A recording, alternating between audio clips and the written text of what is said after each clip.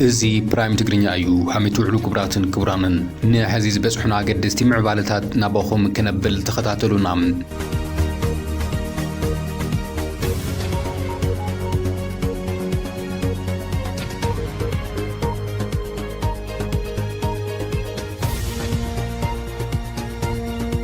እቲ ትማል ሐሙስ ኣብ ከተማ መቐለ ዝተሰምዐ ንስተራእየ ንፍጻመ ብርክት ዝበሉ ወገናት ሸቐለቶም እናገለጹዮም እቲ ፖለቲካ ትግራይ ናብ ዝኸፈ ደረጃ ዝሰጋግርን ህልውና ግዝያዊ ምምሕዳር ትግራይ ኣብ ሓደጋ ዝእትኑ ኩነት ተባሂሉ ዝተገለጸ ኣብ መቐለ ዝርከብ ደጀን ቢሮ ቤት ጽሕፈት ፕሬዝደንት ግዝያዊ ምምሕዳር ትግራይ ብኸቢድ ብረትን ስናይፐርን ብዝተዓጠቑ ኣባላት ሰራዊት ትግራይ ኣርሚ 31 ንሰዓታት ኣብ ትሕቲ ቁፅጥር ውዒሉ ምንባሩ ዝተኸታተልኩሞ እዩ ሎሚ ዘለው ምዕባልታት እንታይ እዮም ጀነራል ታደሰ ወረደ ኣበይ ኣሎ እቶም ዕጡቃት መቐለ ለቒቖም ወፂኦም ድዮም ዝብሉ ምዕባልታት ኣካቲድና ኣለና ኣዛዚ ኣርሚ 31 ዝኾነ ጀነራል ዘነበ ብዛዕባ ዓመፅ እቶም ሰራዊት ዝሃቦ ምላሽ እንታይ ነይሩ እውን ክንነግረኩም ኢና ኢሉ እውን ኣብ ኣስመራ ድሕሪ 18 ዓመታት ዝተሰምዐ ኣገራቢ ክስተት እውን ክንነግረኩም ኢና ሓደ العلواي ነበር በዓል ስልጣን ብልጽግና እውን ንማእሰርቲ 7 ዓመታት ተፈሪድዎሎ ብዛዕባ እዚ እውን ክንነግራኩም ኢና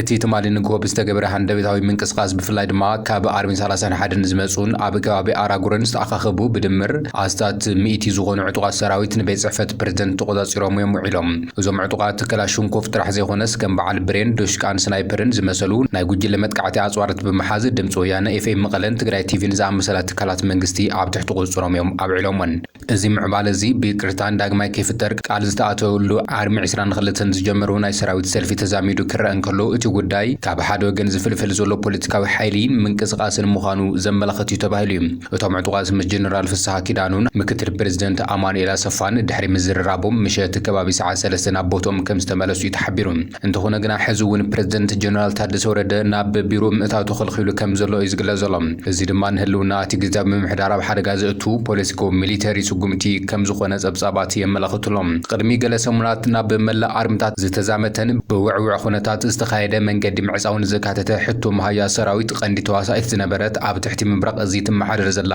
ኣርሚ 31 በዓል 8 ነጥቢ ናይ ይቅርታ መግለጺ ኣውፅያ ምንባራ ይፍለጥ እዮም እቲ ብይቅርታን ጸጸትን ዝተዛዘመ ሰልፊ ንምንታይ ሕዚ ከም ብሓድሽ ተጀሚሩ ዝብል ሕቶ ምልዓል ኣገዳሲ እዩ ላዕለዎት ኣመራርሓ እቲ ኣርሚ ግዝያዊ መንግስቲ ሕቶ ምተቐቢሉ ናብ ተጠቃምነት ምሽጋሩ ኣዝዩ ዝሕብን ከም ዝኾነ ገሊጾም ነይሮም እዮም ሕቶ ሰራዊት ትግራይ ናብራምበር ምስ ፖለቲካ ዘተኣሳስር ከም ዘይብሉን ኣባላት ሰራዊት ኣርሚ 31 ተዛሪቦም ሕቶ ምልዓል ሰራዊት ዘሰክፍ ይኾነን ነገር ግን ኣብቲ ናይ ሕቶ ለዓላ መንገዲ ኣብቱ ቴክኒኩ ክፍተት ኣለዎ ኢለ ዝኣምን ከም ሓደ ተጋድላይ ማለት እዩ ካብ 4000 ካብ እውን ክሰድድ ተኮይንስ ምስ ኩነታት ለለ ብጣዕሚ እዩ ውሕዲ ነይሩ ከዚ ግን ምስ ለለ ሳንሰለት ሃምኡ ኢለ ቃጻዕነት ለለዎ ተኮይኑ ብጣዕሚ ጽቡቕ እዩ ኤልብ ሓደ ተጋድላይ 4000 ተዋዩ 960 ናይ ቀለብውን ኣላቶ ብመሰረት ምስ ዘሎ ኑሮ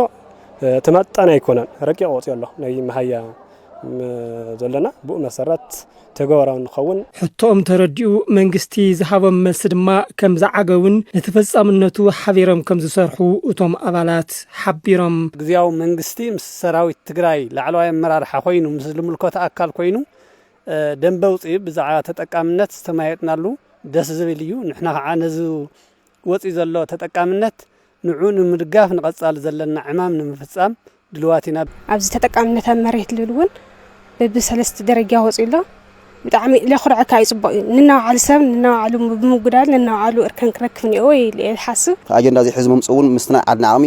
ዝሓሸ ኢለ ዝገልጾ ኣብ ተፈጻምነት ከዓ ሓይረና ገምግምና እናተቃለስና ንሪኦ ይኸውን ማለት እዩ ግዝያዊ ምምሕዳር ትግራይ ዝሃቦ ምላሽ ደንብ የውጽኡ ናይ መሰልን ተጠቃምነትን ተጋዳላይ ክረክባሎ መሰል ክረክባሎ ኢሉ ብመውጹ ብኡ ድማ ኣብ መሬት ወሪዱ ንተጋዳላይ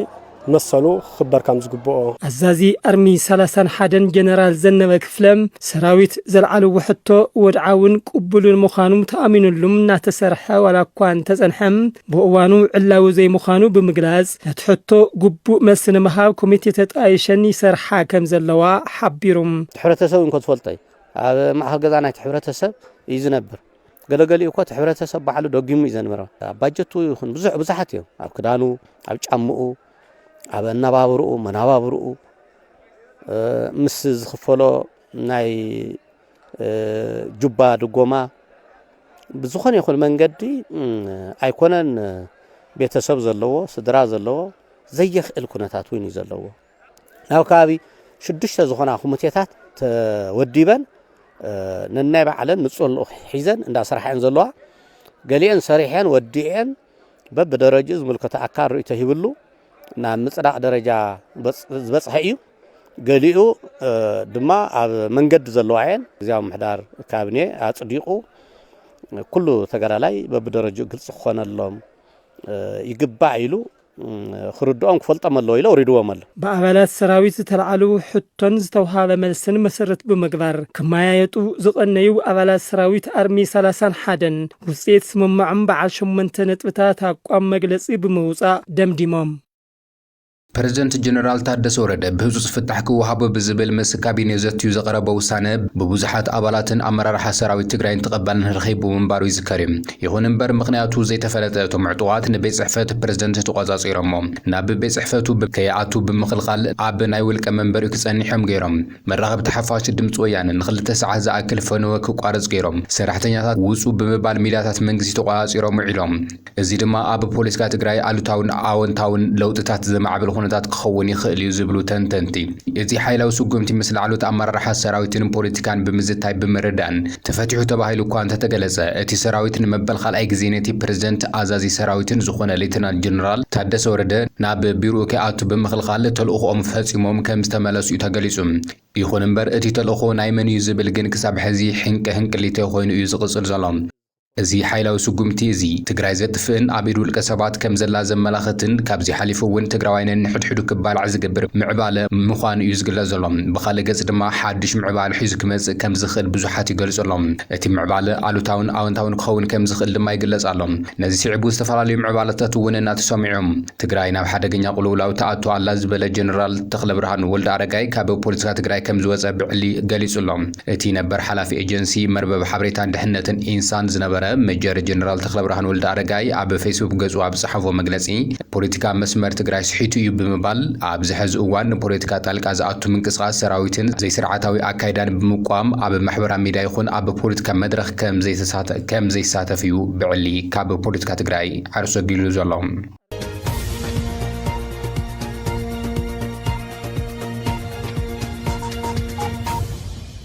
نابت خالای زعبانا كنبل آب أسمرا دحري 18 عامتات تاريخ تغير لهم آب إرترا أستات 13 سوات دحري 18 عامتات صنع مأسرتي كاب مأسرتي تفتحوا معلوم كاب بيت مأسرتي مايسار واز تفتحوا أتوم أستات 18 عامتات أبو تعدر بيت مأسرتي زنبرو وجنات 13 سوات مخانم دما تجلسهم نجادو عبالات بوليس موياويان زركبهم أسرات تمال على 4 تحساس ناب صدرهم كم تتصنبروا BBC حبروا لهم أتوم أسرات نقول خلت نجارو سعبو عابل على حلف وشتاوي صدق إرترا برجال الجنرال سمون جبر دنجل فتنقطة الدحري من فصامو كعب تكمتي خلت شحن شعاتنا تحيزهم عبتي بيت مأسرتي صنحهم مخانم حدا شمو كتكسيد لي نحيا العمتات عبتي مأسرتي زنبر أكل نبي BBC كم زحبري تصيب ظلم مستجود بستتحازة لعلي 3 7 زجمتو تأثير من بارم زخا خرتي تصاب بوانو استفتحوا خينهم أسات 10 7 جن كسب حزي عبد تحتي صنع قيد كم زلوا يتجلس ظلم بتماثلي أولمبياوي تقدم ما بسكلة زنبره نجاداي زرع جابر جبر هوت فلوتات نجارو تسفى على منجست عبن بخرم مبرهتون خموون خلت أحوات إنجنير داويت هابت مريم جميترا ماتيوس هابت مريم كم زلوا وميم تجلس ظلم بتوسخ يشدش تعبرات بوليس إرترا حلفي مكل خال جبن زنبره كونريل أسمرهم حلفي وينجل من مرة زنبره كونريل جويت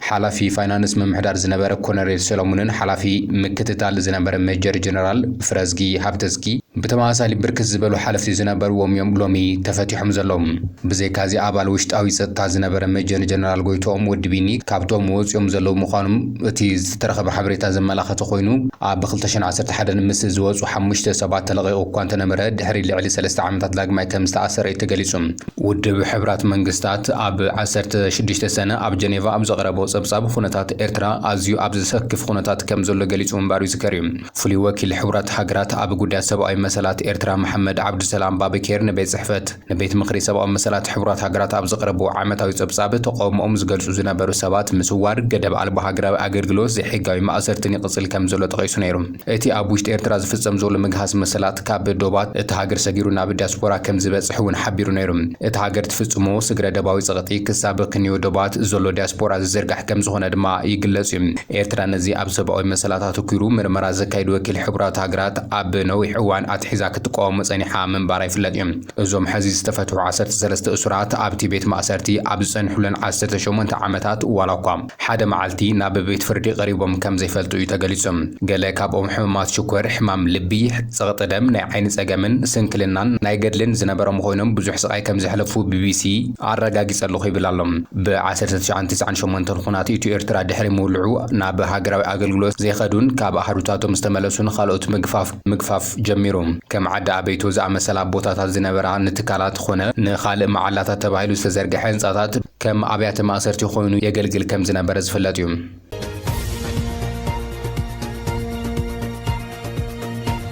ነበር ላዕለዋይ ኣመራርሓ ስርዓት ብልጽግና ዝኾነ ኣቶ ታየ ደንደአ ልዕሊ 7 ዓመታት ማእሰርቲ ከም ዝተፈረዶ ተገሊጹ። ነበር ሚኒስትር ዴኤታ ሰላምን ኣባል ባይቶ ክልል ኦሮሚያ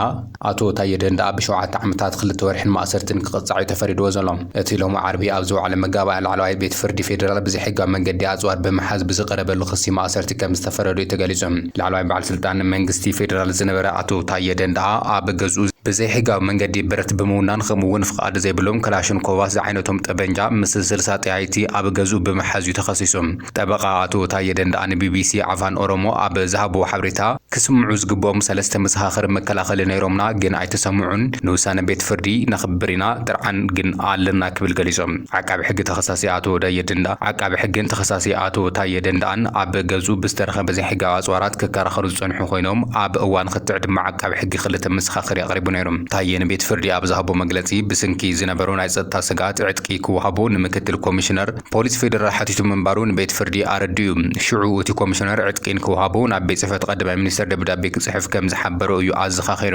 ብድሕሪኡ ድማ ነቲ ሽዑ ሚኒስትር ሰላም ዝነበረ ሕዚ ኣብ ኣሜሪካ ኣምባሳደር ኢትዮጵያ ዝኾነ ብናልፍ አንዱዓለም ደብዳቤ ክጽሕፈሉ ከም ዝሓተቶን ንቤት ፍርዲ ወሲኹ ኣረድዩ። እንተኾነ ግና እዚ ኸይዲ ኣብ ኸይዲ ፍርዲ 7 ዓመት ዝቐልበሱ ውሳኔ ከም ዘለ እዩ ተረጋጊጹ ዘሎ።